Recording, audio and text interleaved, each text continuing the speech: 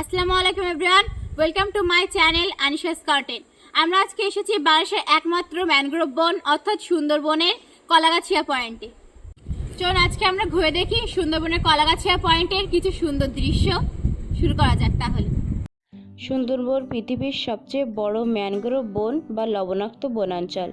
সুন্দরবনের মোট আয়তন প্রায় 10,000 বর্গ কিলোমিটার, যা যৌথভাবে বাংলাদেশ ও ভারতের মধ্যে অবস্থিত। সুন্দরবনের বাংলাদেশের অংশের আয়তন 6,517 বর্গ কিলোমিটার। খুলনা, সাতক্ষীরা, বাগেরহাট, পটুয়াখালী ও বরগুনা জেলার অংশ নিয়েই বাংলাদেশের সুন্দরবন।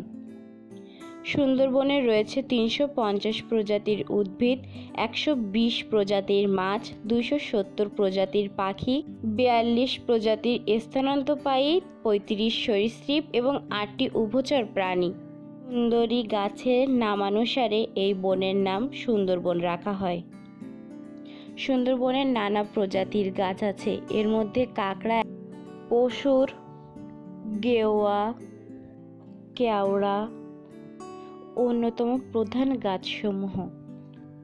জলবায়ু পরিবর্তনের ফলে এরকম আরও হাজার রকমের গাছ এখন বিলুপ্ত হয়ে গেছে এই সুন্দরবন থেকে। সুন্দরবনের অন্যতম আকর্ষণীয় রয়্যাল বেঙ্গল টাইগার, যা বাংলাদেশের ম্যানগ্রোভ বনেই একমাত্র আছে। শুধু রয়্যাল বেঙ্গল টাইগার অর্থাৎ বাঘ নয়, সুন্দরবনে আছে আরও নানান প্রজাতির প্রাণী। এর মধ্যে বানর, হরিণ, কুমির অন্যতম। একসময় এই সুন্দরবনে বাঘ, হরিণ, বানর, কুমির ছাড়াও ছিল গন্ডার। কিন্তু যশস্বী রাজা প্রতাপ আদিত্য তার অস্ত্র তৈরি করার জন্য এই গন্ডারের চামড়া ব্যবহার করতেন, যার ফলে তিনি গন্ডার হত্যা করতেন।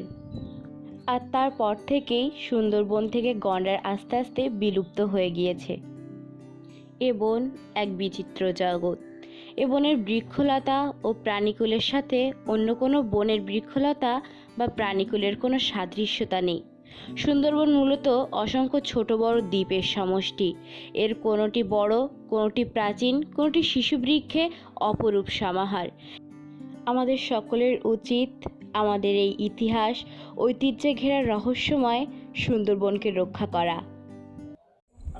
সুন্দরবনের ইতিহাস ঐতিহ্য কখনো বলে শেষ করা যাবে না।